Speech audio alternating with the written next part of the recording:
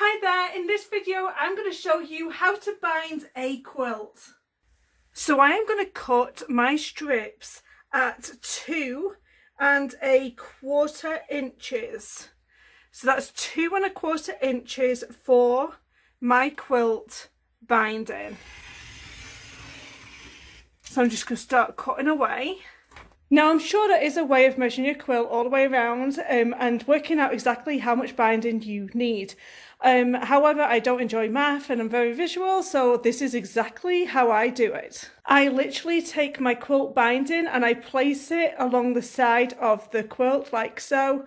And right here you can see that I've lined up two next to each other, so I now know that I just need two sections of quilt binding down one side. So that's 4, so there's 2 on each side on the left and right. And it's pretty much 2 quilt bindings across the section as well. So it's pretty much a square quilt this. So it's pretty much 2, 2, 2, 2. So now we can get to joining these together. And as you can see over there, there are some overlaps. So I clearly have enough quilt binding. And we will have to take some of the side sections off, and I'll show you that in a second. Where it's been on the loom, we don't want to have them little dots there. So this is what I mean by the little dots. It's where it's been on the loom held together on the machine. And we also want to cut these little frayed sections off anyway. So you're going to take all of them off. You just take them off with your rotary cutter. If you are feeling super efficient, just stack them all top on one another and just cut. There we go. So the next part obviously involves a sewing machine, and I always work with the Baby Lock Soprano. Now obviously, because we are using like a cream coloured fabric, I am going to want to use a cream coloured like polyester thread. I have my regular J-foot on, and I also have some cream coloured thread in my bobbin case, and also a 9014 Microtex needle. I always use the Microtex needle. It's nice and sharp and it's good for using on quilting fabric. Okay, so I want you to pay attention to how I have my fabric, because when we actually create a binding for our quilt, we always have to make the joining of that binding go on a diagonal line. You don't just join it straight across, because you have way too much seam and bulkage on that seam. So we always want to make sure it goes and joins in a diagonal. So you're going to have one going across like this, and you're going to go one down like this. And then what you'll do is you're going to do a diagonal stitch. Now I have drawn a line with my friction pen just because I want you to see where that stitch line is going to go.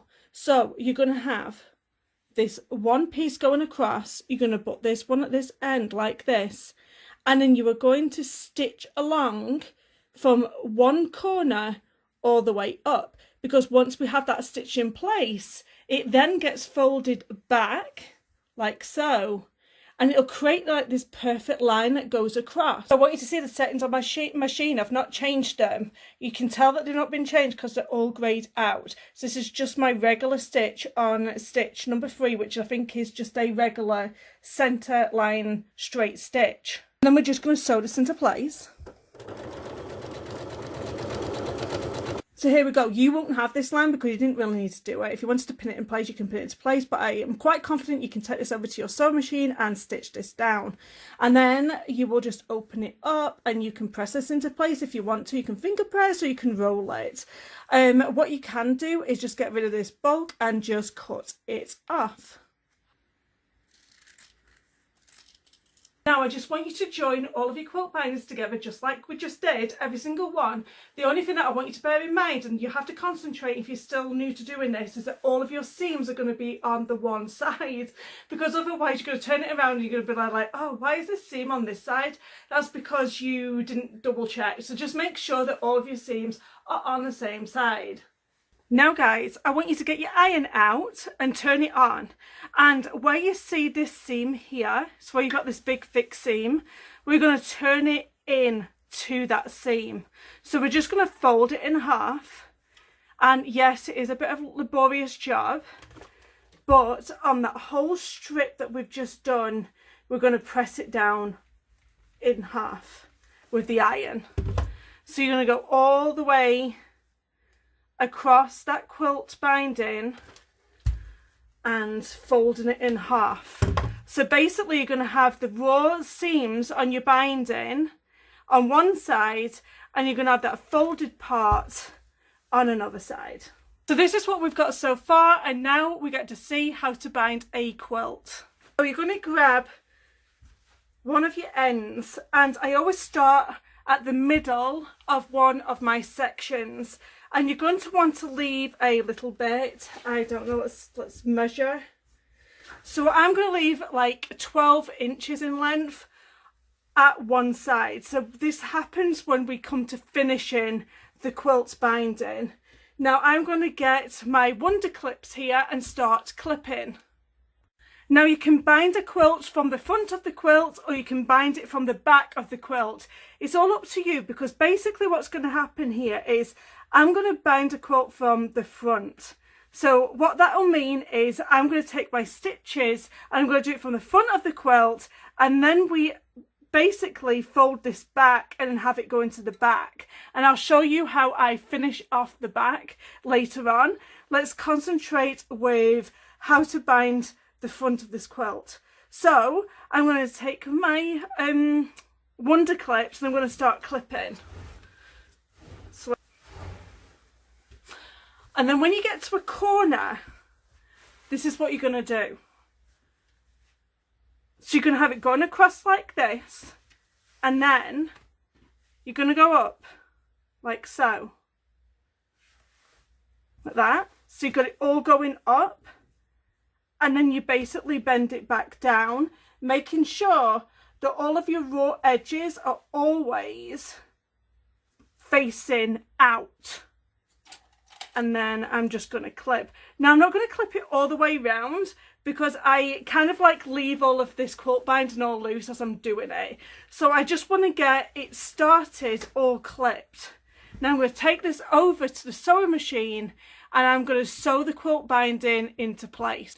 Okay, so I have my 1/4 inch foot with guide on the machine.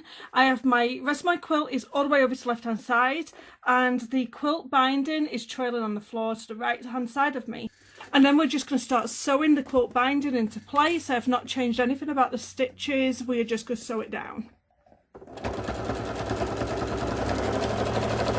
So this is the corner. This is what we've just sewn down. So what we're going to do is we're going to pull that up like so. So you have this kind of like diagonal line going across like so, and then we're going to pull it right back down, making sure that the raw seams on our quilt are facing out. There should be nothing other than a raw seam facing out. Now you can either grab a wonder clip just to keep that in place for you, and you're going to take it to your machine. You're going to start all the way from the top, and you're going to go all the way down the quilt, attaching the quilt binding to the quilt. Don't forget, this is a whole series on how to make this quilt or a quilt. So if you don't know how to free motion quilt, go back and have a watch of this series. It's a whole series of making a quilt. And don't forget to like this video, and don't forget to subscribe, because it really supports my channel when you do that. Coming to the end of this quilt, I want you to leave a really good opening between the two binding pieces, because we're not simply just going to like sew over it. That would look terrible. I am going to show you how I join these two pieces together. We're going to make this quilt binding look really good. This is how I will finish my quilt binding. So basically I have this open space here. So I get both of my sections and I kind of meet them halfway.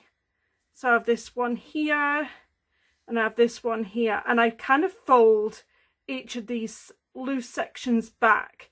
But then what I will do is have about an inch on each side of these. Sometimes I get it right, sometimes I don't get it right. It's just kind of like a hit and a miss, but this is how I do it. So I'm going to grab hold of my scissors, and I'm just going to cut, and then I'm going to cut like so. So it's about an inch to about an inch and a half. It's always best to have more than it is less. Now this is a time where I will extend out my stitch length, and the reason for this is if I mess up and I do have to seam rip anything out, then I'm not having to do little tiny stitches, I can just do big stitches. Now, do you remember how we joined them sections together when we first did our quilt binding, when we were joining it together? We're going to do exactly the same. So you're going to have this one section going up, we're going to have one going to the side. Just make sure that you don't have it twisted and it is flat. And we're going to join that section from the top to the bottom. And what I did actually work, because I can stretch this quilt just a little bit and it nicely snugly fits that quilt binding. So what we're going to do now is we're going to stitch that into place. Now that the quilt binding is in place on the front side, we want to flip it over. So you're going to flip it over and fold it over to the back like so. And then we're just going to clip it with our Wonder Clip, and we are going to do that all the way around the quilt.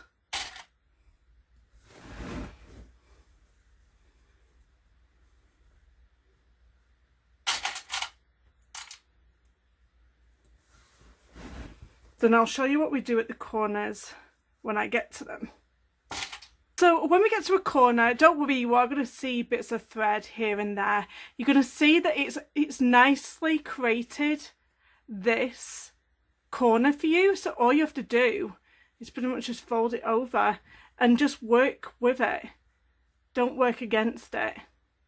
And when you flip it over, just make sure that this corner like meets right at the corner.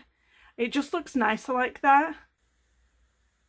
So what I'm going to do now, once this is all clipped, I will sit on the bed basically and I'll trim all of these loose threads, and I will hand stitch all the way around, like closing all of this. You're basically just going to take a bite out of your quilt binding and literally attach it to the backing of your quilt. That is how I like to do my quilt binding. I like to hand finish it, because when I try and do it by machine, I will always see them stitches either in the top or the bottom, and I don't want to do that.